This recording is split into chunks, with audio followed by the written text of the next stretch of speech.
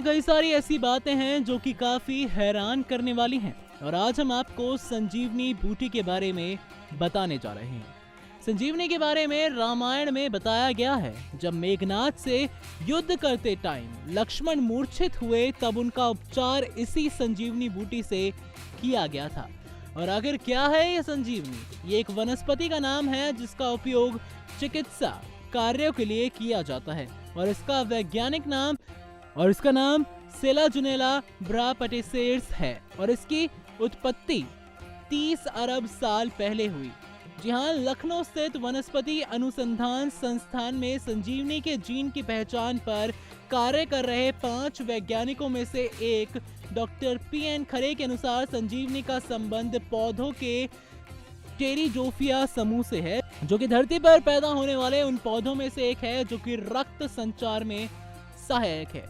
जी हाँ, जब लक्ष्मण जी मूर्छित हुए तब विभीषण के कहने पर लंका से वैद्य सुषेण को बुलाया गया। वैद्य सुषेण ने कहा कि अगर लक्ष्मण को कोई चीज बचा सकती है तो वो है मृत संजीवनी और संधानी बूटियां। ये सभी बूटियां केवल हिमालय पर ही मिल सकती हैं।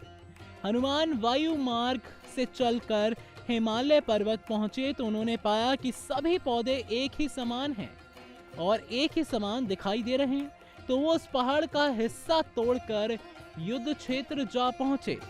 वैद्य सुषेण ने संजीवनी बूटी से फिर लक्ष्मण का उपचार किया। उस पहाड़ के बारे में अनेक सारी बातें कही गई हैं और तो और कई लोगों का मानना है कि हनुमान का लाया हुआ पहाड़ आज भी युद्ध क्षेत्र के समीप मौजूद है और तो और उस पहाड़ को आज सारी दुनिया रुमासिसला पर्वत के नाम से जानती है। श्रीलंका की सबसे खूबसूरत जगहों में से एक उनावटाना बीच सी पर्वत के पास है। उनावटाना का मतलब ही है आसमान से गिना।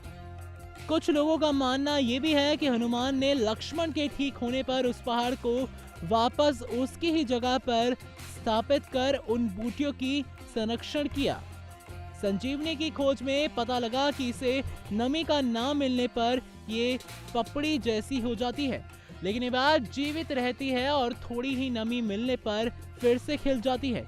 खैर, अगर संजीवनी का ये जीन दूसरी फसलों में मिला दिया जाए तो सूखा पड़ने की दिक्कत से राहत भी मिल सकती है। बता दें आपको कि संजीवनी का 21वीं सदी में भी सिद्ध होना बाकी है। अभी तक मृत संजीवनी की जांच हुई है, परंतु बाकी तीनों बूटियों की खोज लगातार जारी है। जानकार ये भी मानते हैं कि आजकल चीजें 1-2 साल में तेजी से बदल जाती हैं, तो निश्चित रूप से त्रेता युग की इस बूटी में भी अंतर जरूर आया होगा। मृत संजीवनी को आम भाषा में फेना कमल और कस्तूरी कमल कहा जाता है और ये हिमालय पर्वत के 4300-5600 मीटर की ऊंचाई पर पाई जाती है। ये रुई या फिर बर्फ के गोले के समान दिखती है और तो और इस पर सफेद फूल उगते हैं। बता दें आपको कि हिमालय पर रहने वाले लोग इसे घर ले जाकर पूजा करते हैं क्योंकि ये बूटी जीवन रक्षक मानी जाती है। ये हार्ट स्ट्रोक, अनियमित मासिक धर्म, डिलीवरी के समय, जॉन्डिस में काफी ज्यादा लाभदायक है। संजीवनी के बारे में आज तक जितनी भी खोज की गई है वो सिद्ध नहीं हुई है और तो और हम ये जो जानकारी अभी हमने आपको दी है वो खबरों के आधार पर ही दी है, उन तथ्यों के आधार पर दी है जो कि मौजूद हैं अभी भी। नेक्स्ट 9 न्यूज इस जानकारी की पुष्टि नहीं करता है। खैर, ऐसी तमाम जानकारियों के लिए आप जुड़े रहिए हमारे चैनल नेक्स्ट 9 न्यूज के साथ ही साथ हमारे चैनल को सब्सक्राइब करना ना भूलें, बेल आइकन को भी दबाएं ताकि आप एक भी अपडेट मिस ना कर सकें।